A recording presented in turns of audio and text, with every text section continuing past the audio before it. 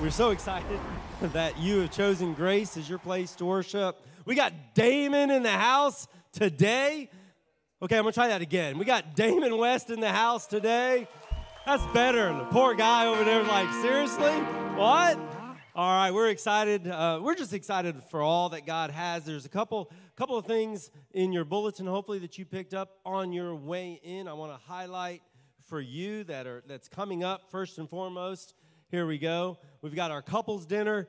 It's going to happen this Saturday, and if you have not signed up, it's not too late. You're more than welcome to sign up over here at the couples table, dinner table, and you can do that right at the end of service. Along with that, we have Parents' Night Out. So whether you go to the dinner or maybe you want to go somewhere else, our Student Switch Ministry, they've got your child care covered for you, but you do need to register. Make sure that you check out the bulletin on how to do that. You deserve a break, parents. You work hard, dads, moms, husbands, wives. You just make that happen, and we're going to take care of your kids, and so make sure you sign up for that. This next Sunday, a week from today, we're going to have our newcomers meet and greet. If you've been coming to Grace, whether today is your first time or you've been coming for a while and you're interested in getting more plugged in, maybe you are ready to become a member, that's important to you, and you say, you know what, I want to do that.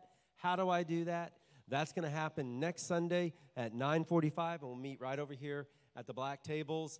Baptism Sunday, if you are ready to go public with your faith, you've said yes to Jesus, but you've never been baptized, and you're thinking, you know what, I really just need to do that. I feel like God is calling me to do that. Then you fill out your Connect card inside your bulletin, tear that off, and then drop it in any of our offering boxes, and we'll make sure we contact you and let you know when that's going to happen. And then one more slide. Go back to that one, Danny, if you could, please. Thank you, sir. And then, ladies, your Wednesday night Bible study starts this Wednesday at 6:30. How many went to the ladies' conference yesterday? We got a few of you. Woo! All right. It was awesome. So as a follow-up to that, whether you went to the conference or not, as a follow-up to that, we're going to start, Gigi's going to be starting a ladies' Bible study. It's a 6-week course. You can sign up right over here at the ladies' booth right when we're done. And then, of course, if you've not downloaded our app, please download that. A lot of great things that are happening on the app. You can follow along what's going on in our services. You can follow along on our calendar. You can give through the PushPay app there. You got the Bible app. You can follow along there as well. Just all kinds of good stuff. So if you have not downloaded the app, please do that. Speaking of offering, at all of our exits, there is offering boxes. We don't pass the plate here. What we do is we believe that our giving is intentional and it's generous and it's faithful. And so you can give through at any of the locations there. You can also give at our Give Online station or through that app that I was telling you about.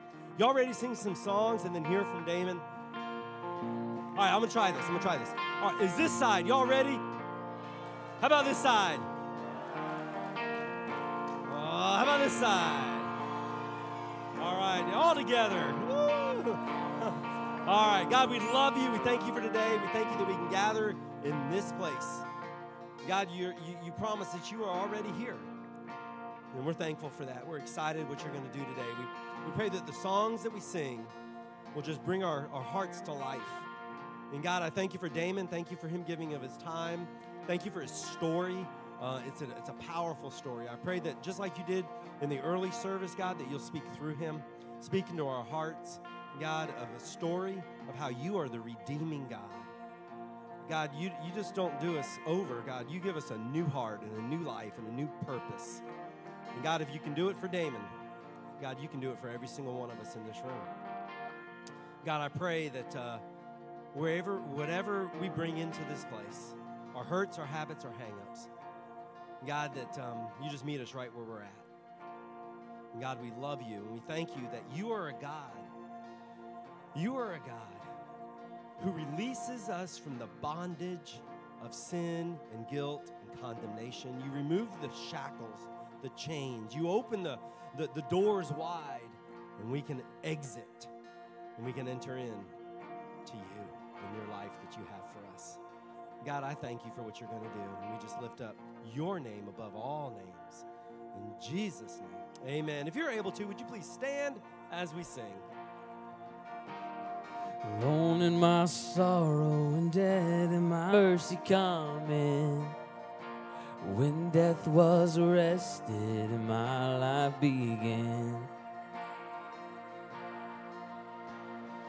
ash was redeemed, only beauty remains.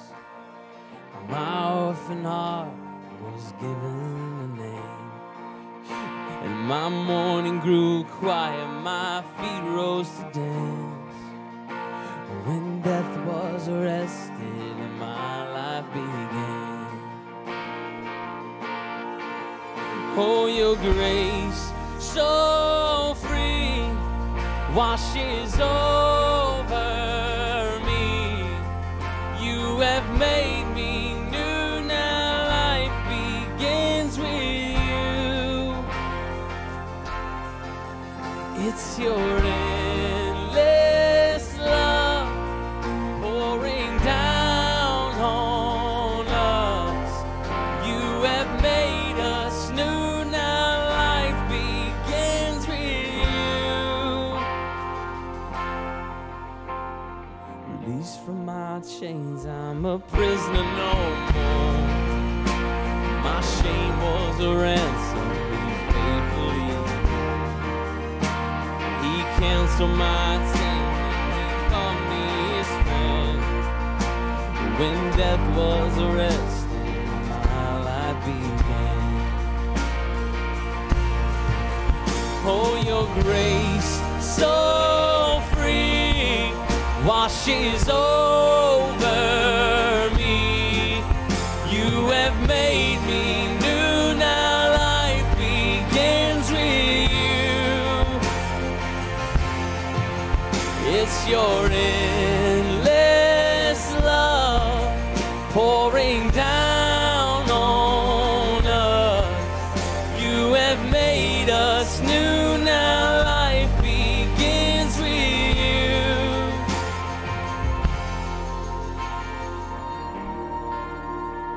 Our Savior displayed on a criminal's cross, and darkness rejoiced as though heaven had lost. But then Jesus arose with our freedom in hand. That's when death was arrested and my life began. Come on, church, we celebrate this morning. Oh, your grace so free washes over me. You have made me new, now life begins with you. It's your endless love pouring down on us. You have made us new, now life begins with you.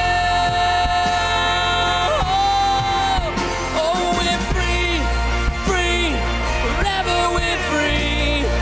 Come join the song of all the redeemed. Yes, we're free, free, forever, amen.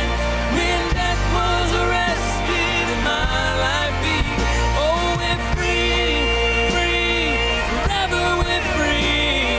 Come join the song of all the redeemed. Yes, we're free, free, forever, amen. When death was arrested and my life began. Oh, when death was arrested and my life began. That's when death was arrested and my life began.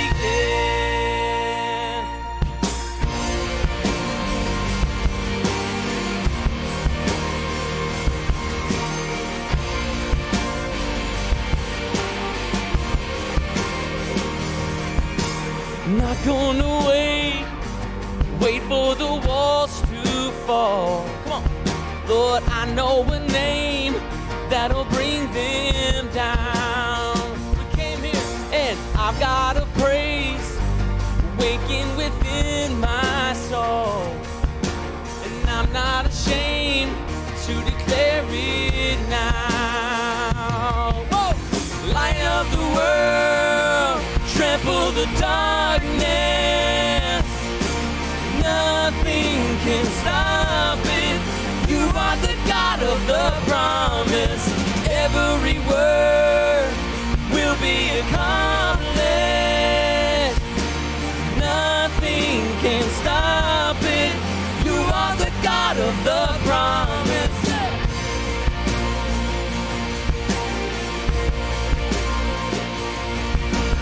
Prepare the way, the King of glory comes, and before his name every fear must bow. Throw off your chains, Jesus destroyed them all, and up from the grave he is with us now. Light of the world, trample the darkness. Nothing can stop it. You are the God of the promise. Every word will be accomplished. Nothing can stop it.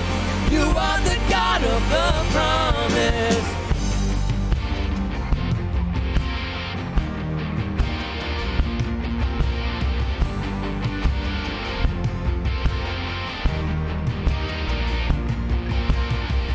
The gates of hell will never stand a chance. Your name prevails, Jesus the great I am. No word will fail, no weapon formed against your name prevails, Jesus the great I am. The gates of hell will never stand a chance. Your name prevails, Jesus the great I am. No word will fail, no weapon formed against your name prevails, Jesus the great I am.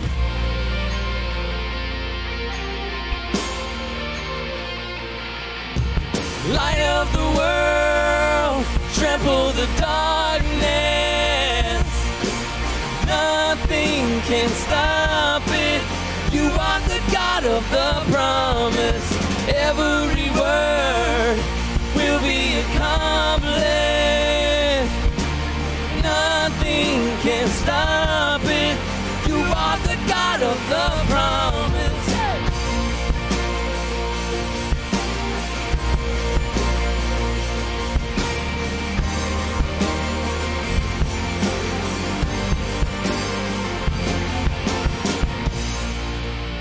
We lift up a shout of praise, church.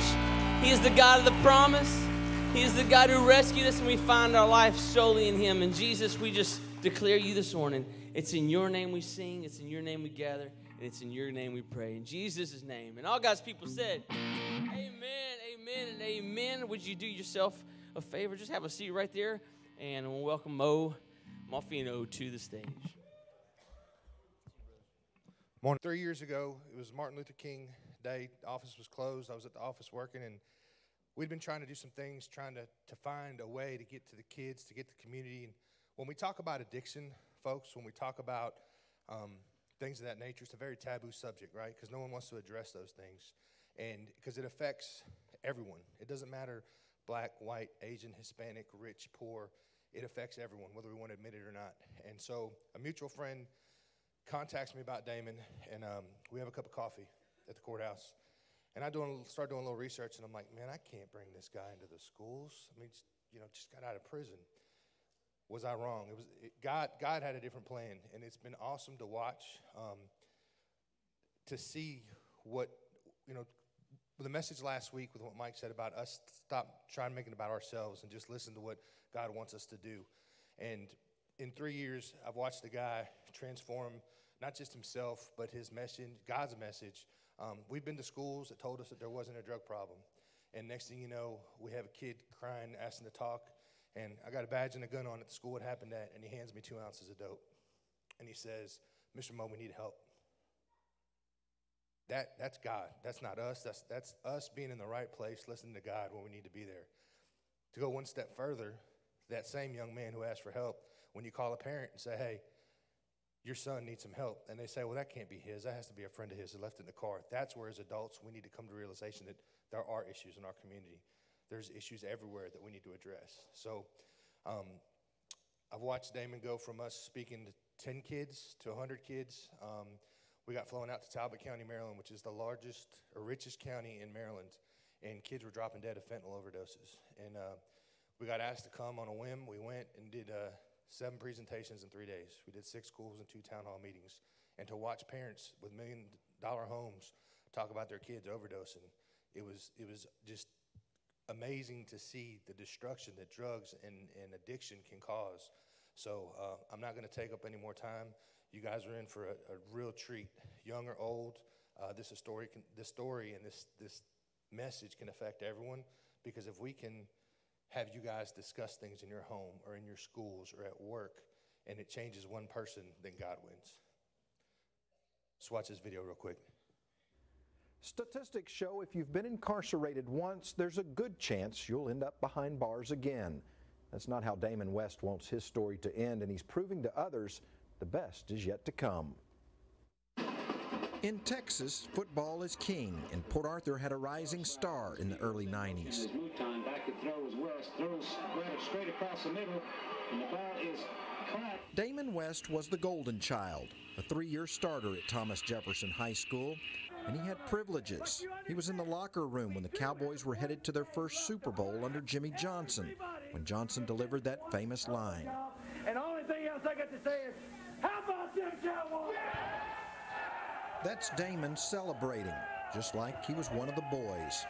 You couldn't ask for a better script for an All-American kid. I mean, I came from a great family, 2 brothers, Brandon and Grayson. The football stuff was just amazing. My dad and Jimmy Johnson being best friends. You know, I would go, as you remember back when Jimmy was coaching the Cowboys, I would go to a lot of the games and hold his headphone cord on the sidelines. I mean, and that's just not something normal kids got to do. He had it all. The media was there when he signed his football scholarship to North Texas. You talk about proud parents. His dad, the longtime sports writer at the Port Arthur News, and his mom, Jeannie, were watching their son's success. That's Damon. He goes to extremes when he did everything. And Mike Owens, the coach at TJ, would tell you, he'd be there an hour early, he'd stay an hour late. During the summer, he'd go around, find guys that he could throw to. I mean, it was relentless. He just had a burning desire to succeed. And he did. He graduated from North Texas, started a job as a stockbroker in Dallas, but then it all came crashing down. That one day, he couldn't say no to crystal meth. All right, everybody. Hey, thanks a lot for coming here today, y'all. Thank you so much. Thank you, thank you, thank you. Y'all, I want y'all to put y'all's hands together for the real people here today. Mo Malfino and Mike Parisi, man, thanks a lot for bringing me here. Mo, it's great to work with you again. And there's somebody else I want to recognize that's at this service today is Ashley Malfino and Jack Malfino back there, because Mo is out there in the community doing all kinds of stuff, and he has a family, y'all, and his family has to be part of that too. And Ashley, I want you to know that the community appreciates all the sacrifices that you and Jack make to make sure Mo can be out there and doing these things. Thanks a lot. Thanks, Ashley. So Super Bowl Sunday, all right? Patriots fans? Rams fans? Ooh, man. Y'all have got more representation for the Rams at this service than the last service, Mike. That was terrible, man. Not one person. Don't y'all know Wade Phillips is with the Rams? No, I'm just kidding. We talk a lot in sports about coaches, and coaches are important, man. Coaches. Billy Graham had a quote. He said, "A coach will impact more lives in 1 year than an average person does in a lifetime," and that's true. And everybody needs a coach. Hell, Tom Brady needs a coach, right? So everybody needs a coach. But we're always reminded that the ultimate coach is God, right? So I'm going to play a short clip here of a couple of coaches that I know that I've got to meet along the way in the last 3 years. That it's just my life. God has opened so many doors for me. But let's hear from these 2 guys right here.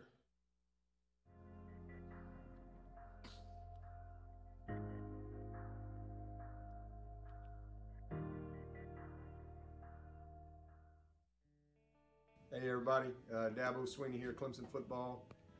I got to tell you, I've been at Clemson 15 years, and we just had a guy speak to the team tonight by the name of Damon West, and just easily one of the top, most powerful messages that I've ever heard. Did a great job of talking about servant leadership, did a great job of talking about choices, decisions, cause and effect of those decisions, and I think his story is very compelling because of the sacrifices that he had to make to get his life back where it needed to be.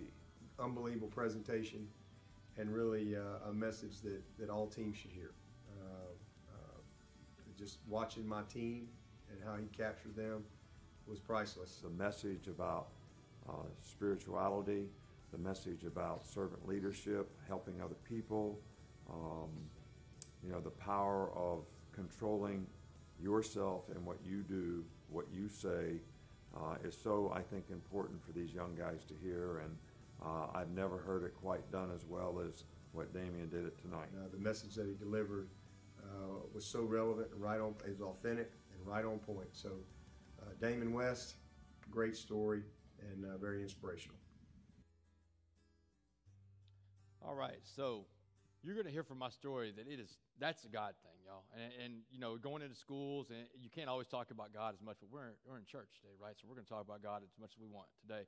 That's a God thing, y'all, because you're going to hear my story, and you're going to be like, wow, if I can be in front of you talking about the stuff I'm talking about today and have those guys behind me, that only God can explain something like that. So let's jump into this story. Let's get it started. I'm excited to tell y'all the story, and thank you for coming out today, y'all. This is going to be fun. Joe Evans, thanks a lot. Hey, man, thanks a lot. Good to see you, too.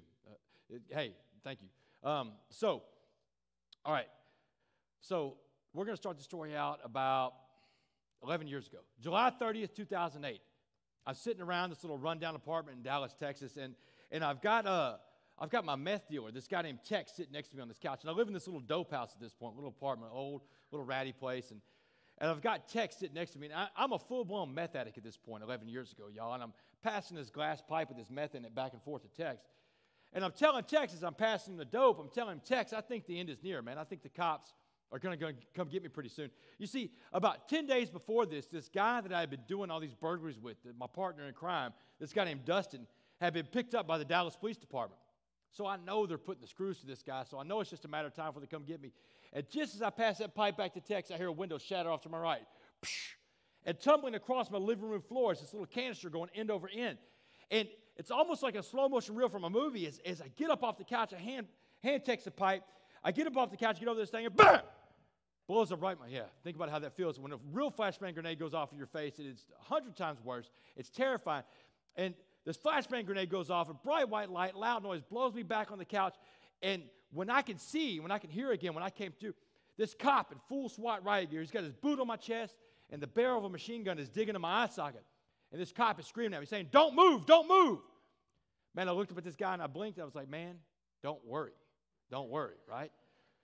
So cops started flooding into my apartment, and one of them screams out, we got it. We got the Uptown Burglar. The Uptown Burglar. Don't ever lose sight of that, y'all. That's the moniker I'll have to live with for the rest of my life. Doesn't matter the things I do, the Dabo Sweeneys of the world, the Nick Sabans of the world that come out and speak on my behalf. I'll always be remembered by that moniker, the Uptown Burglar, for the choices I made, the consequences of my decisions. You see, about a dozen other meth addicts and myself, young and old, male and female, and black and white, because addiction doesn't care who you are. It doesn't care where you come from. It doesn't care about your socioeconomic status. It doesn't care who your parents are. It doesn't care if you're black, you're white, you're male or female. It affects everybody the same way. But we, as addicts, indiscriminately and without reservation, broke into the homes of dozens of people in the uptown neighborhood of Dallas to feed our insatiable meth habit. But on July 30th, 2008, those uptown burglaries came to an end. That's when the cops zip-tied me on the floor of that dirty old apartment, threw me back in a squad car, took me down to Dallas County Jail, processed me, fingerprint, mugshot. That's me on July 30th, 2008, y'all. They look like the guy in front of you today. Look at those eyes, y'all. Dead to the world. Same guy, just different life inside of his body. There's no life inside of there. There's nothing good going on in that person. That's me living in my addiction. Don't let this clean-cut, polished-looking guy in front of you fool you. I work for Provost Humphrey Law Firm today. I've got this great life, traveling all over the place, get to talk to kids, championship football ring on my finger. I'm in recovery today. I've got a long-term recovery program that I am in for the rest of my life because I don't want to live like that again. That is living like an animal. So they took me down to Dallas County Jail, and they processed me in. They put me in this holding cell for the first 24 hours. And For that first 24 hours, I had one thought going through my head. You know, I hadn't hit population yet. And it's not about my victims, of which I've got dozens of at this point, y'all. I was a bad guy. I've got tons of victims from my burglaries. I don't care about them. It's not about my family, who are my biggest victims. And that is our biggest victims, period. When we make mistakes and we do things, we get into addictive behavior and criminal addictive behavior, our families are the ones we hurt the most because they love us unconditionally. And I learned how far I could push my parents in that unconditional love. Wasn't about any of them. My one thought going through my head was, how am I going to get high from in here? Where am I going to get my dope from now? How am I going to get high in jail? And y'all, I bounced around that idea in my head for 10 months while I was waiting to go to trial. And I kept thinking about the day I get out, I can't wait to get high. And at the end of 10 months, a jury of my peers listened to evidence put on for 6 days. 6 days is a long criminal trial in the state of Texas for something that's not aggravated. No one was ever home during these burglaries. No one was ever physically hurt.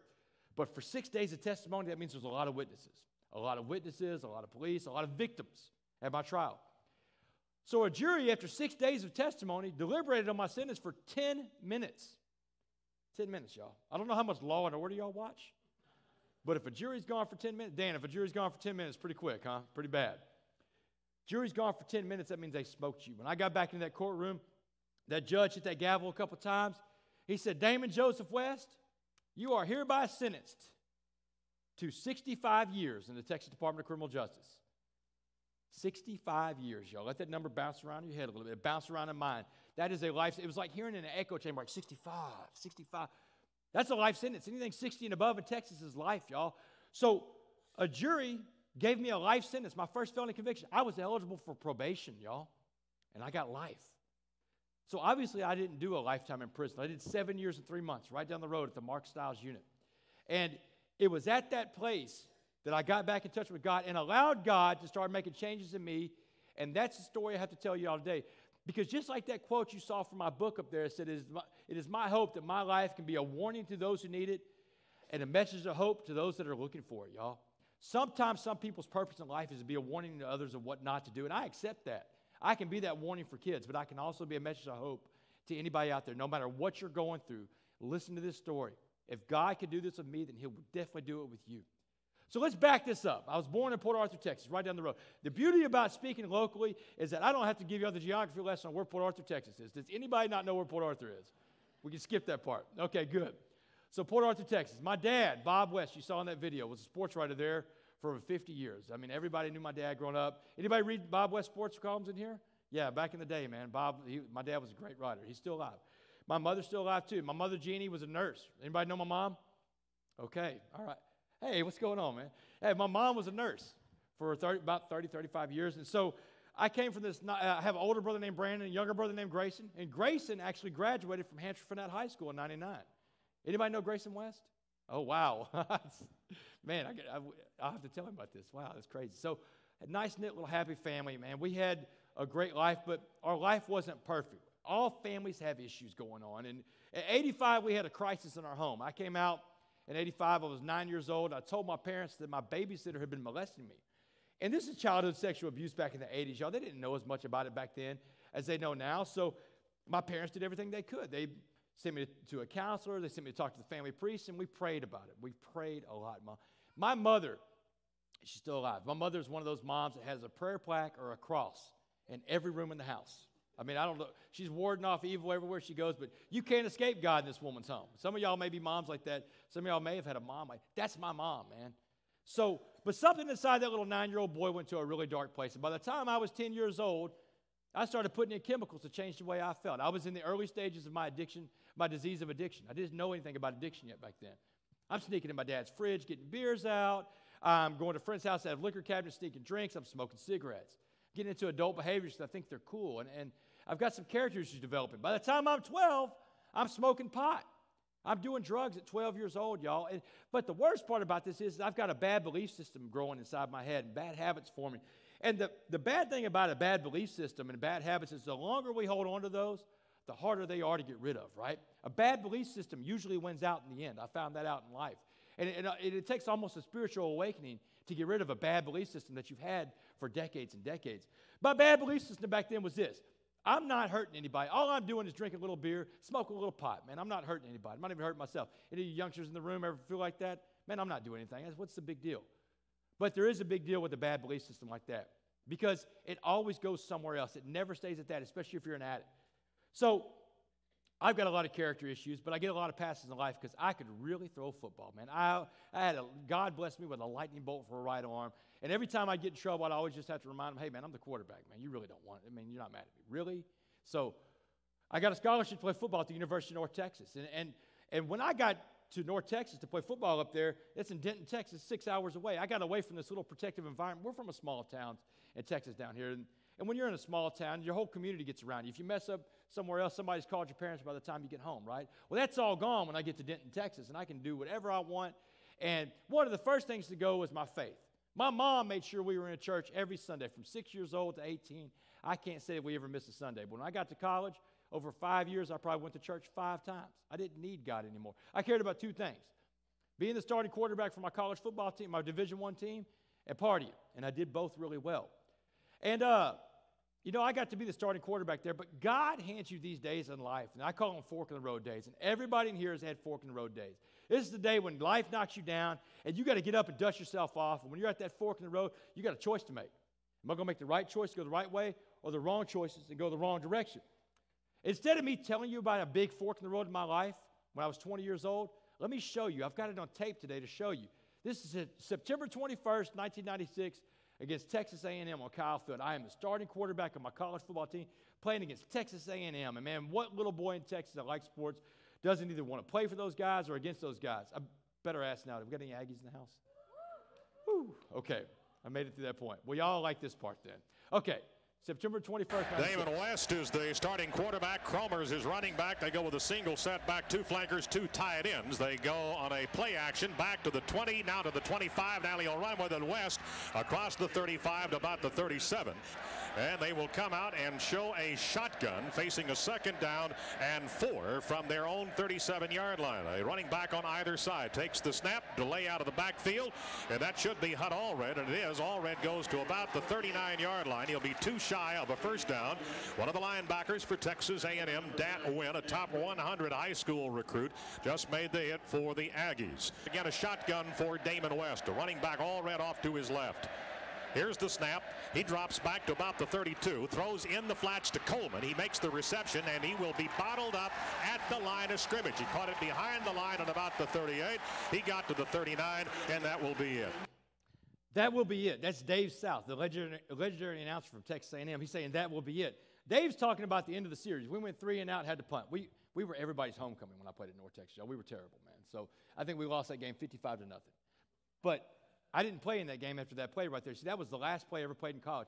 When I hear Dave South say that will be it, I think about my college football career. I separated my shoulder on that last play, and they had to wheel me off of Kyle Field, and they go in there, they had to cut my collarbone out, and I never played college football again. So my college football career is over, and I put all my eggs in one basket of playing college football because for some reason at 20 years old, that seemed like a wise thing to do. Stupid.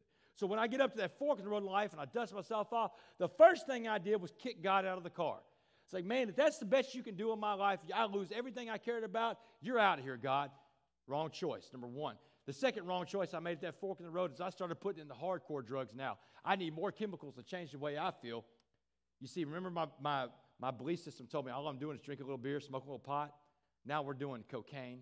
I'm doing ecstasy. I'm doing pills. Whatever I can put in to change the way I feel. I'm in a party. I'm in a fraternity. I'm partying all the time. Somehow, by the grace of God, I graduate college in 1999. Move off to Washington, D.C. I work in the United States Congress, work in the Capitol building all the time. After that, I went to work for a guy running for president of the United States in 2004. And when he dropped out of the race in 2004, I moved back to Dallas, Texas to train to be a stockbroker for one of the biggest Wall Street banks in the world, UBS, United Bank of Switzerland. And it was at that job as a broker that I learned about different financial instruments with which to invest your money, and learned about things like stocks, bonds, mutual funds, commodities. Commodities in the stock market are things like oil, like wheat, like platinum, like gold, like silver. You can trade those things on a market, on the mercantile exchange. But I learned about 2 commodities in life that are traded on the life exchange. The first one is misery. Misery is unique because it's the only thing in life I've found that is free. And once you're out of misery, all you do is have to ask life to give you more misery, and life will give you all the misery you want. It'll give it to you by the truckload. Just tell life, hey, I'm out of misery and I need more, and life will give you more. Be happy to oblige. Miserable people stay miserable all the time because they just ask for more. But that other commodity on the board, time. Time is the most precious, it's antithetical to misery. It's the most precious resource we have. It is the great equalizer in life. All the money in the world cannot buy you one more second of time. And once it's gone, it is gone for good. I'll tell you about misery and time. So I'm working that job as a broker, and it's after a long weekend where I've been doing coke and partying all the time, and I'm sleeping at my desk. And this broker comes up. He's like, hey, Damon, wake up, man. We can't sleep on this job. They'll fire you if you sleep on this job. You're messing with people's money. Come on down to the parking garage. I got something that's going to pick you up. So I get up out of my seat, and I think we're going down there to do a couple of rails of cocaine. And I get in his car, and when he closes the door, he hands me this glass pipe with these little crystal rocks in it. And it freaks me out at first. I'm like, man, what is that? He's like, hey, man, just relax. He said, just trust me for a second. He said, this is crystal meth. He said, you're going to love this stuff. Y'all, truer words have never been spoken. I fell in love with that drug, y'all. If y'all don't hear a thing I say today, if you don't pick up anything I'm putting down, remember this. Meth, and I'm talking especially to the kids in here, meth is the most evil, most destructive, most addictive drug ever created by man. I smoked that drug one time, instantly hooked. I was up for 4 days the first time I smoked that drug. One hit off that pipe. 4 days, y'all. I couldn't get enough of that drug. I gave everything away for that drug, as a matter of fact. My job, my home, my car, my savings account, my family, my tethering to God. Wasn't much left of that at that point, though. My home. I went from working on Wall Street to living on the streets of Dallas, y'all. Homeless, sleeping on park benches, staying in one dope house to the next, and staying with these dope fiends. And all we do, I'm a dope fiend at this point, all we do is sit around and get high all day long.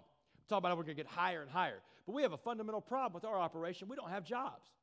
So we do what dope fiends and addicts have done since the beginning of time. We do whatever we have to do to get high. We steal. We start breaking into cars. We start breaking into storage units, and eventually we escalate to home burglaries. And y'all, home burglary is an entirely different beast, y'all. It is a big violation of people's lives.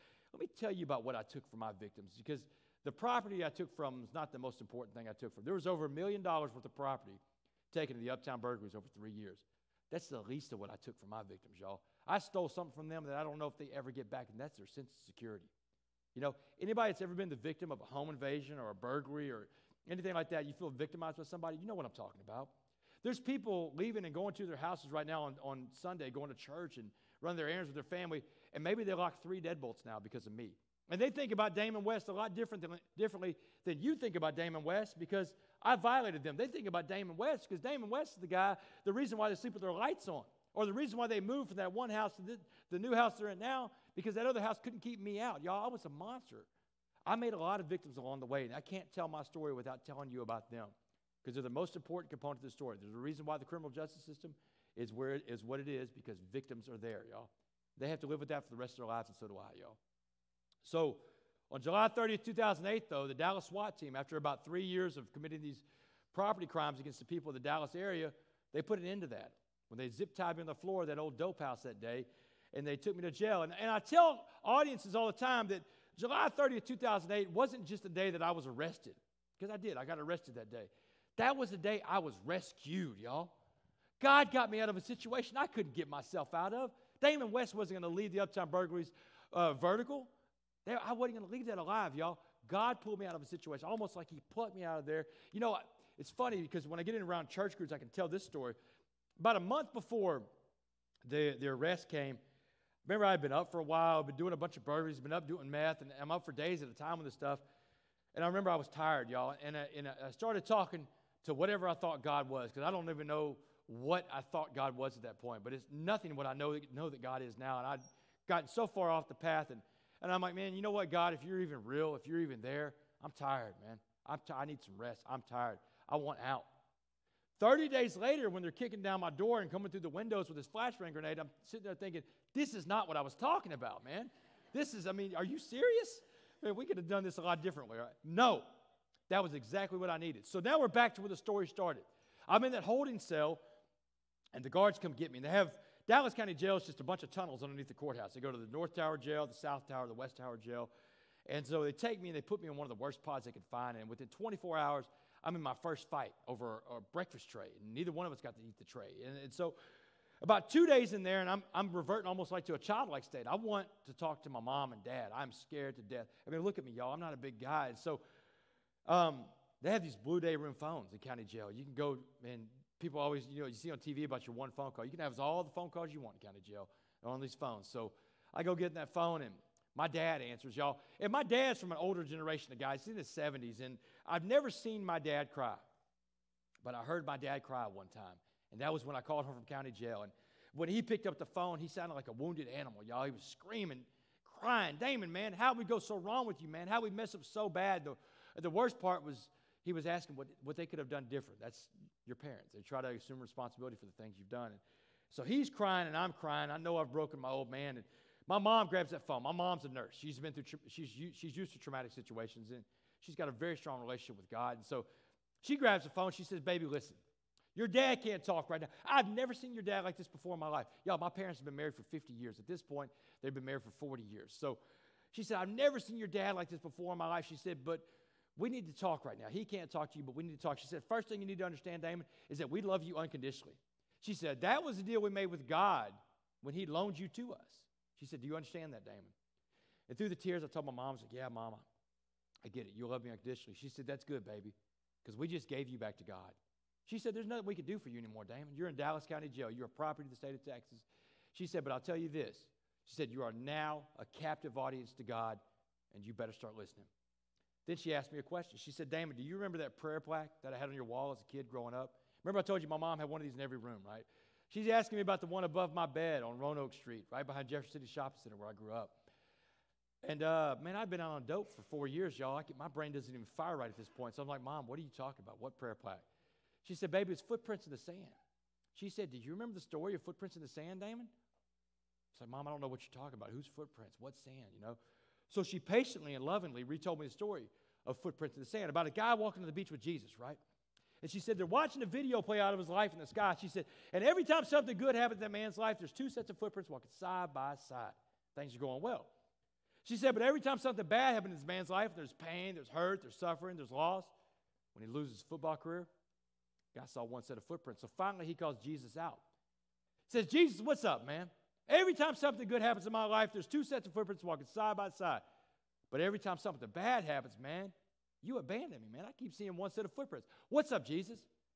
She said, that's when Jesus laughed and said, Damon, you fool. Every time you saw one set of footprints, I didn't abandon you. I carried you. Boy, she started screaming at me, just like a coach. She said, baby, she said, look down at that jail cell right now. There's only one set of footprints, and they're not yours. She said, baby, get on God's back. I don't want to lose my son. So, y'all, that night in Dallas County Jail, I got on my knees and started praying to a God that I hadn't seriously talked to in 12 years. And I told God, let me tell you about my prayer. This isn't some road to Damascus conversion moment, y'all. This is going to take a while. I'm still an addict in my addiction. And I'm not even in the right place spiritually to talk to God. Let me tell you, I'll show you how I'm not. This is my prayer to God. I swear to God, God, please, get me out of this jam. And if you do, there I am bargaining with God, right? Like God waits for me to get up every morning and start the universe. Boy, I sure hope Damon gets up. Boy, we got to get this thing started. Where's Damon? No, man. I'm inconsequential to that. He doesn't need me for that. So, God, get me out of this jam. And if you do, here's the bargain I got for you today. Here's the deal. I'm going to be a normal guy again. I'm going to get a job, and I'll just smoke meth on the weekends, God. That's it. That was it. It's the best thing I had. Never hit his inbox, man. You know the spam messages that you never see? That was one of them. Spam. I tell you, I know for sure it didn't hit his inbox because 10 months later when I was at that trial and that judge said 65 years, I'm thinking, man, that's not what I asked for. But the first thing I heard, no, seriously, get it back to serious. The first thing I heard after the judge said that was my mother gasp on the front row. The sound only a mother could make when she hears her son get a life sentence in prison. And then it happened fast. It happened real quick after that. The bailiffs were on me real quick. They snapped my arms behind my back, handcuffed me, shoved me out of the courtroom. My parents and my little brother Grayson had been there for the whole 6 days, and they're on the front row of that gallery. And all I could think to say is they're just shoved me out of that courtroom handcuffed. It's, I'm sorry, Mom. Sorry, Mom. Some baseless apology like that. And they throw me in those little ante rooms. Got a bulletproof glass right there. And they tell me to wait, and the shock is starting to wear off, and it's starting to set in. Man, I just got a life sentence. I'm starting to freak out a little bit. Well, 5 minutes later, my parents come in on the other side of that glass, and they have a conversation with me. And my dad, he's stoic, man. He's in stunned disbelief. He just saw his son get a life sentence, his son with all this promise. So my mom does all the talking. My mom, like I said, she's used to traumatic situations. She still does all the talking, by the way.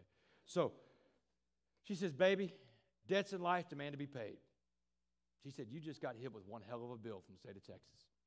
She said, but you did the things they said you did in that trial, Damon.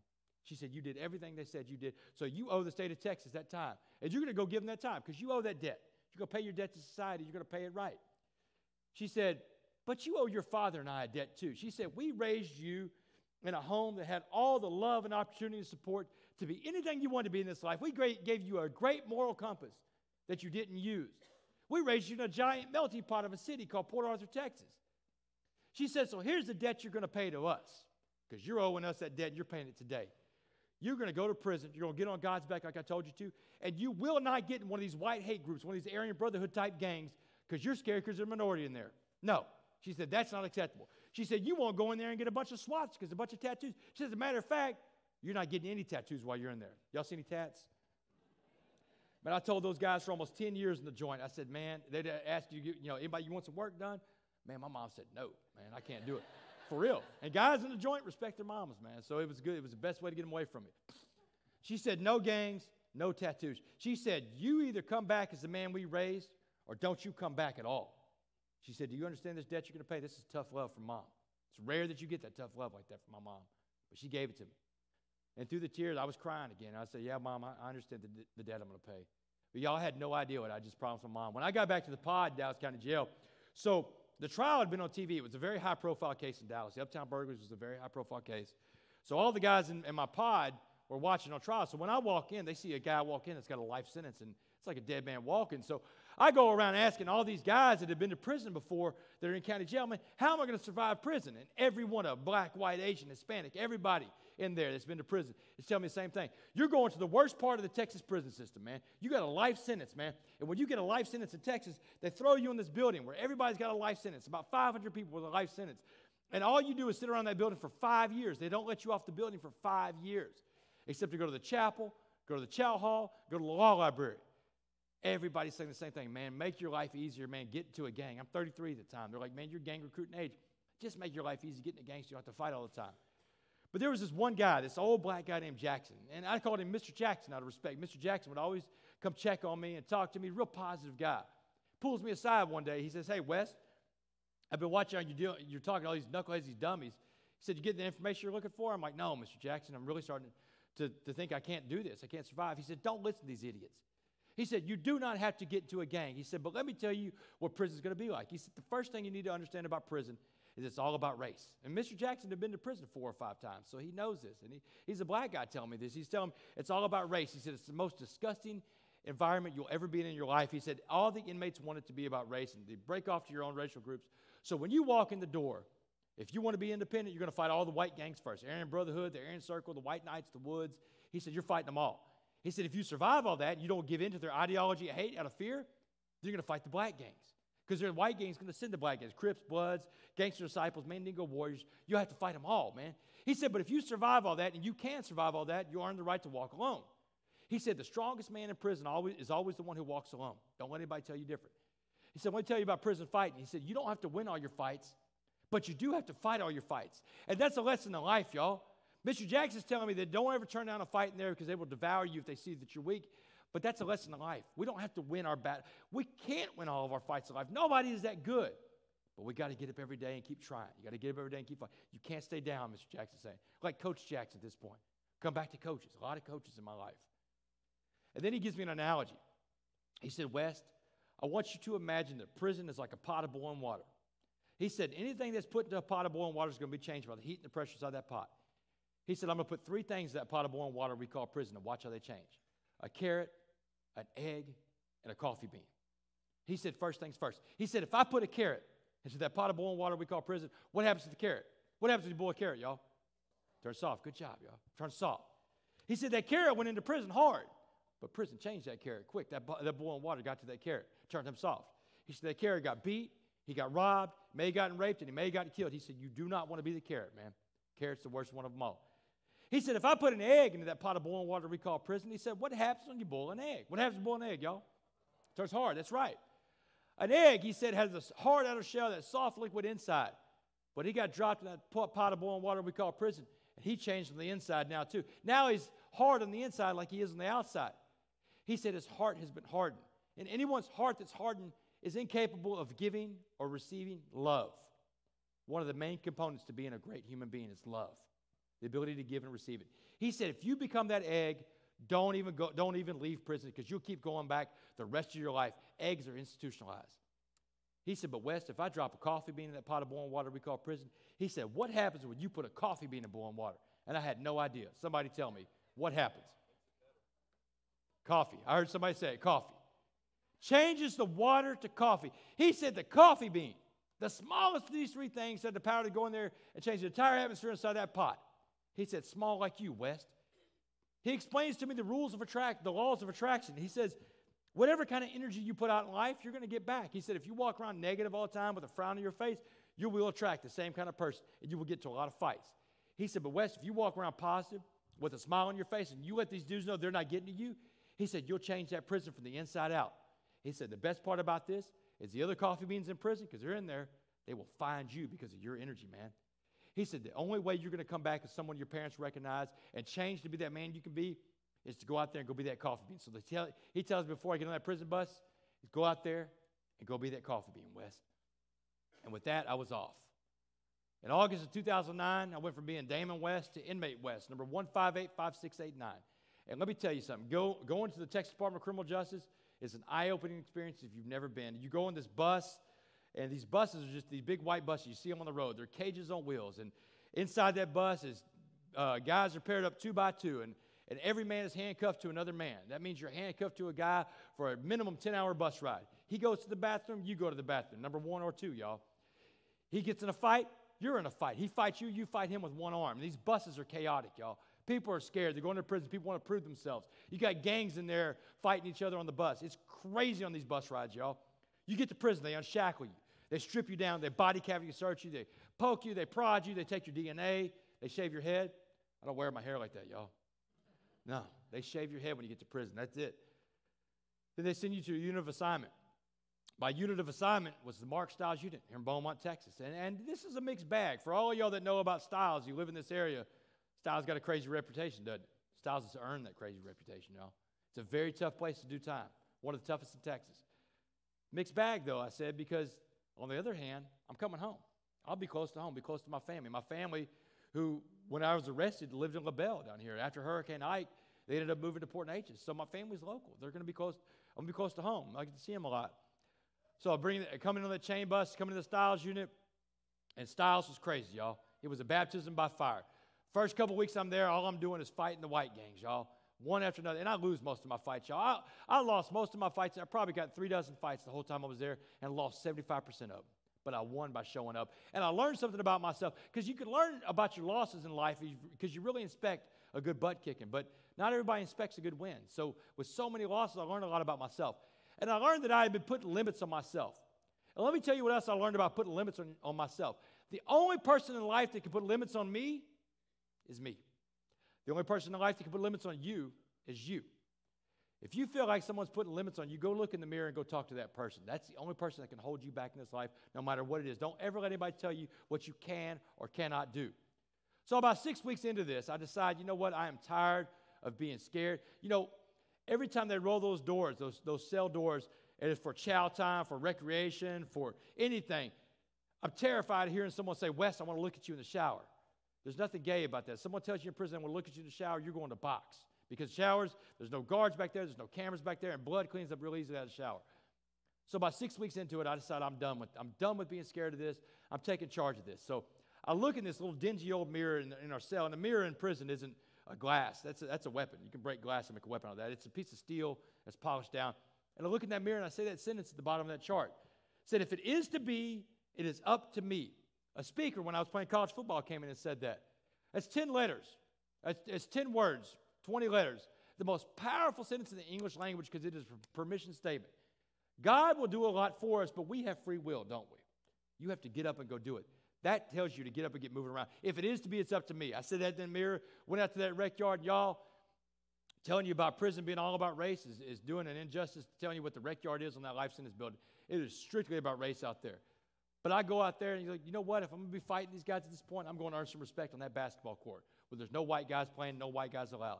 It took about 6 days to earn my respect out there. But after that, after 6 days of basketball court out there, those guys told me I earned the right to walk alone, man. I didn't have to worry about the blacks the rest of the time I was in prison. And every time they went to go shoot basketball after that, they'd stop by my cell, 45 cell, bang on the door. Come on, Wes, let's go shoot some hoops.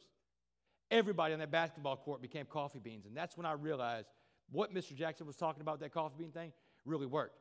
They accepted me into their world, a world that they conditioning of being in an institution told them, I don't belong out there, but they let me come out there.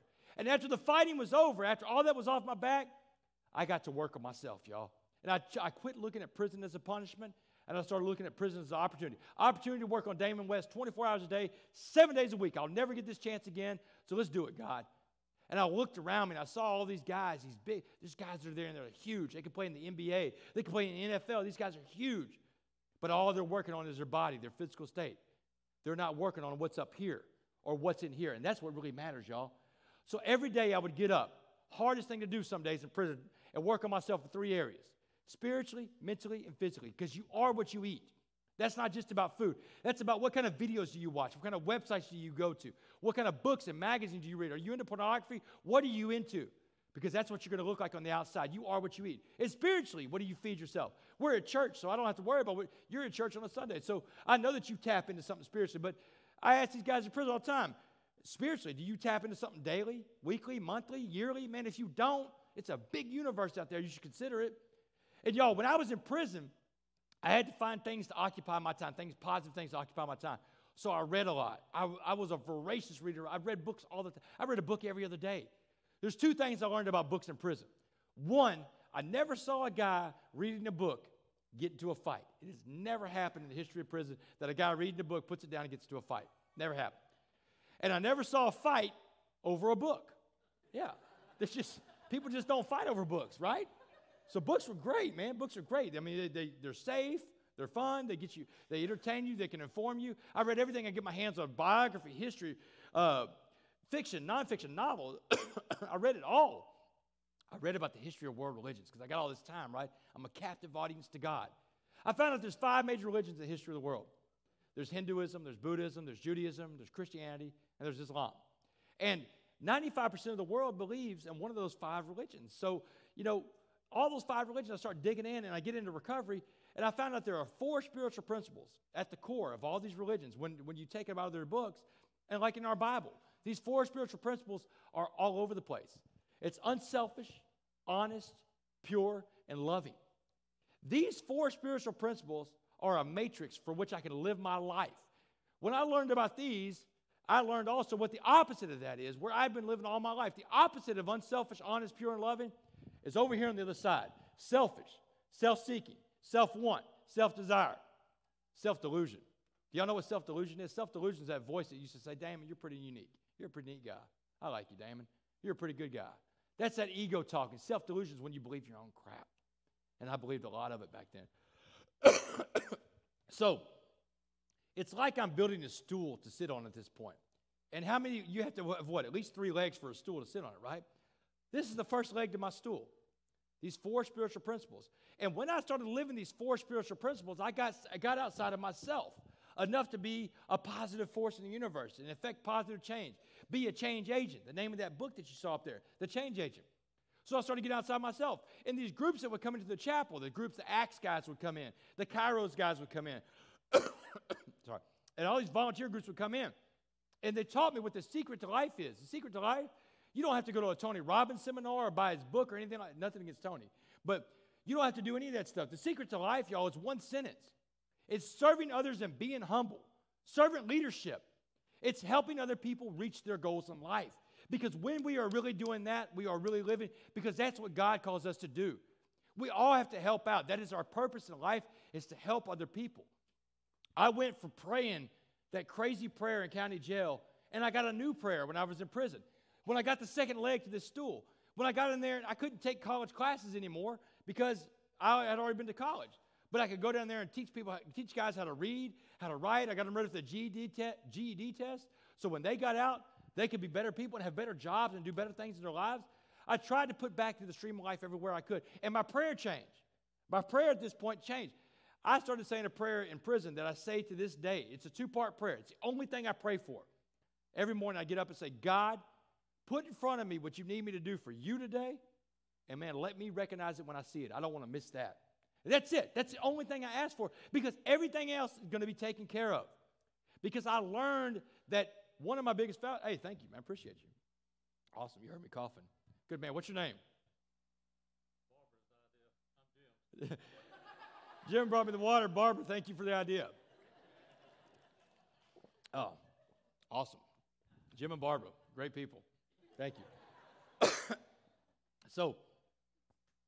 But I had this one thing holding me back still. I've got two legs to my stool now. I got unselfish, honest, pure, and loving, and I've got secret to life is serving others and being humble. The secret to life, man, I found that in prison. You never know where you're going to find stuff, right? But I still think I'm in control of a lot of stuff. This fallacy of control, and it's all in my head. It's all this control thing. I'm the wizard behind the curtains. I'm pulling levers, pushing buttons. I can manipulate anybody to do what I want them to do. Wrong.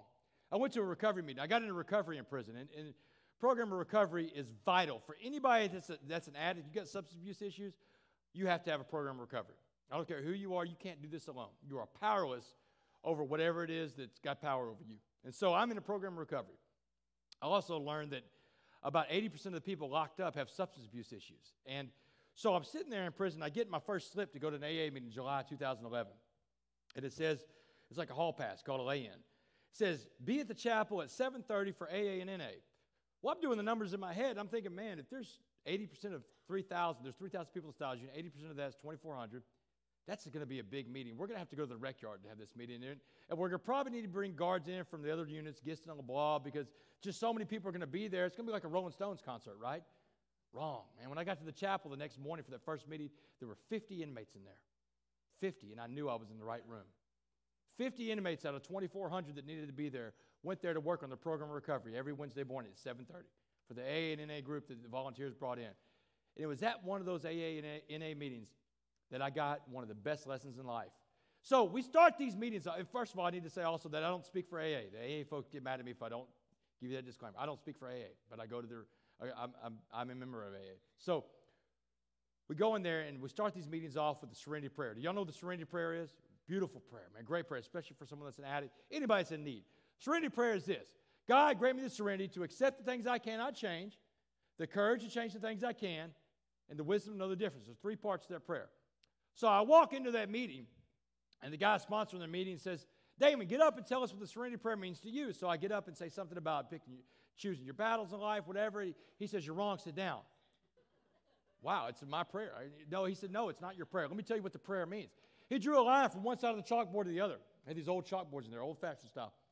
And he said, that line up there is God's line. He said the first part of the prayer. God, grant me the serenity to accept the things I cannot change. He said that line is bigger than that chalkboard. God's line goes from one horizon of the universe to the next. It is infinitely long. You can't even fathom the size of God's line. He said everything in your life where you've had problems or hurt other people is because you've been trying to grab stuff off of God's line. Leave God's line alone. Stay off of God's line. He said the second part of the prayer, the courage to change the things I can. And he went and erased a little inch out of God's line, like that little break you see in that line. And he held his fingers up an inch apart to the whole group, the group of 50 of us. And he said, that line right there, the things you can change, that's your line. It's an inch big. If God's line is infinitely long, you get 1 inch of that infinitely long line every day to work on. He said the 4 things that God puts on your line are the only 4 things you can mess with. And when you get outside of those 4 things, you get into trouble. He said there are 4 things that you control in this life, Damon West. Same 4 things everybody else controls. What you think, what you say, what you feel. He said most importantly, everybody's going to see this, what you do. What I think, what I say, what I feel, what I do. I had to repeat that to myself because it was so hard to fathom. Those are the only 4 things I control in life. Everything that I control in this life, everything you control in life is right between your ears. Outside of that, it's a world going on that you don't have any control over that stuff. But you do have control over what's up there.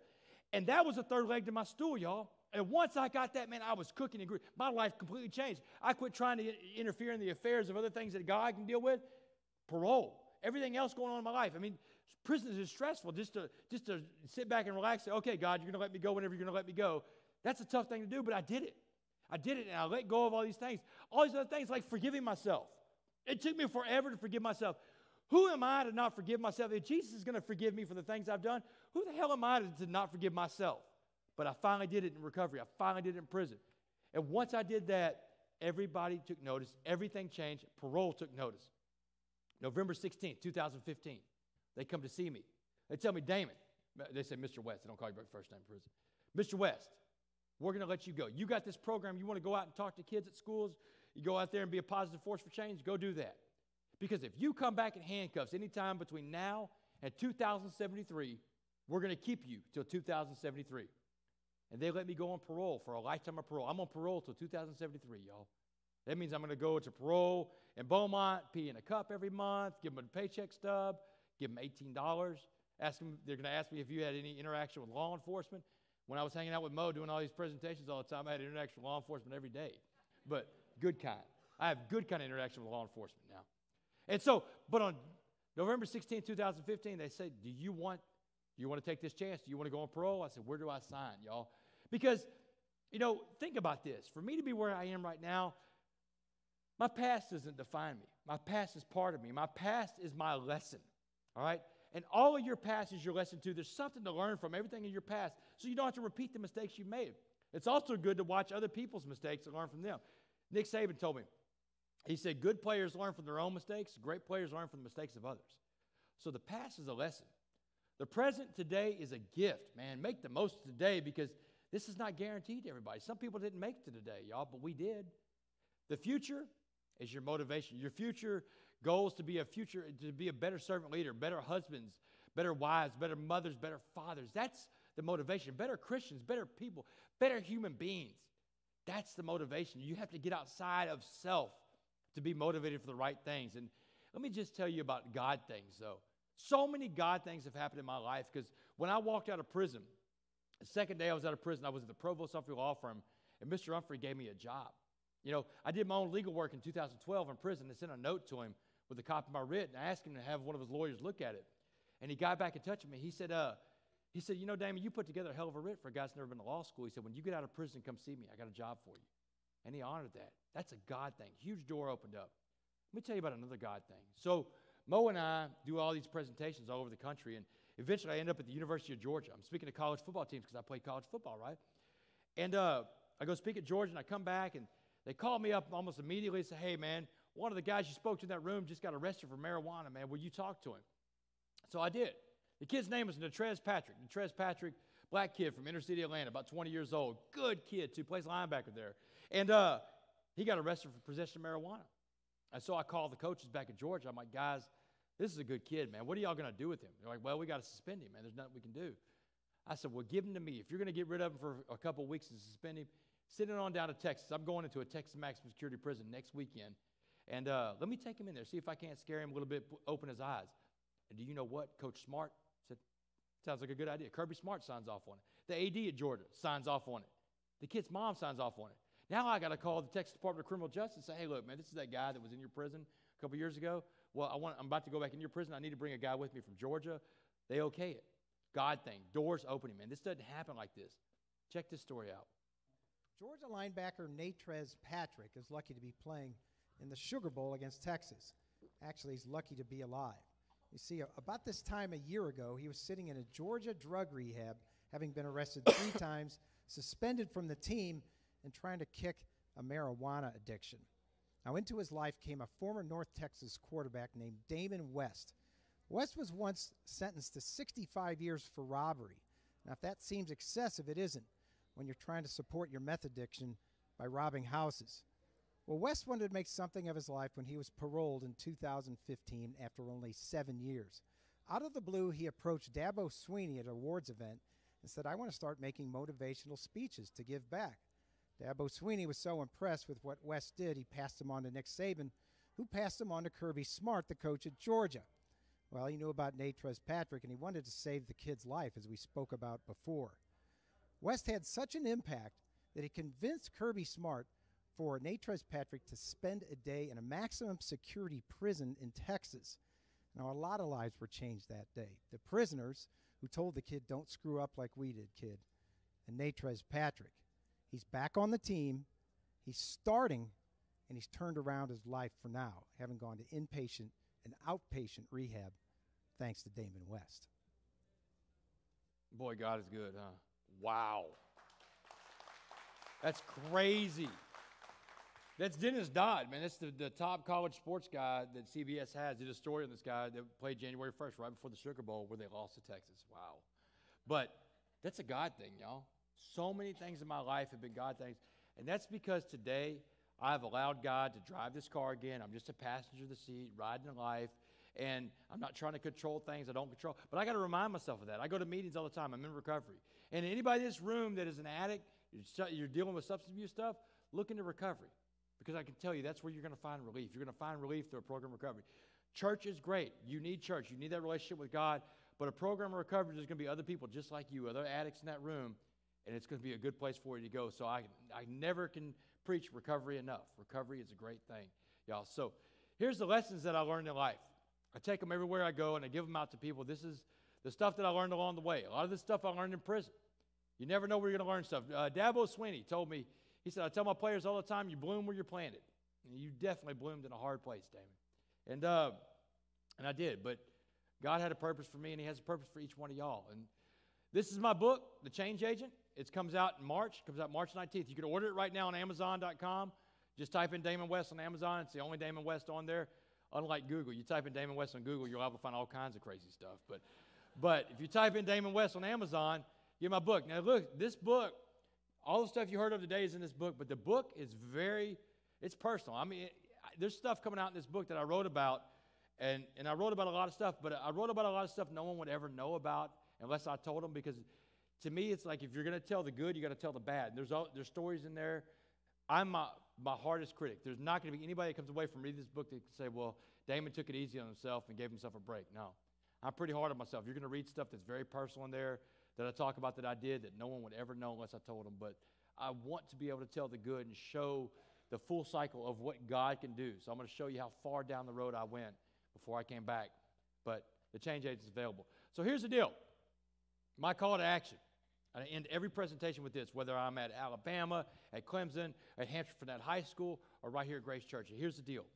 You go out there and you go share Mr. Jackson's Coffee Bean message, because that's his message. I don't know where he got it, but I got it from him. And you go share Mr. Jackson's Coffee Bean message, and you tell people about that. And you tell them about that pot of boiling water. Your pot of boiling water is life, though. It's not prison. That's mine. I gave that to you. You don't have to go to prison. Your pot of boiling water is life. Life's going to turn the heat up on you.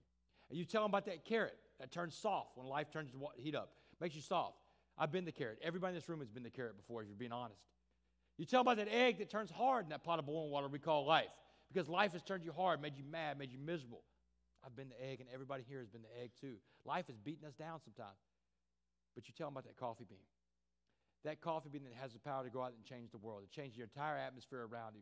Everybody in this room has the power to be like that coffee bean. You have the power, it doesn't matter how big or small you are, to change the entire atmosphere around you just by the way you are. And it starts off with a smile, something positive. Always stay positive. And you tell them about that coffee bean that jumps in that pot of boiling water and says, you know what? Turn it up. I got this. And the longer a coffee bean sits in a pot of boiling water, the stronger your pot of coffee will be, y'all. My call to action to you is to go out there, y'all, and go be that coffee bean. Thanks a lot, y'all. Thank you so much. Thank you. Thank you. Thanks, Mike. Thanks, brother. Thank you, man. Thank you. Did I go too long? No, you're good. You're good. Absolutely.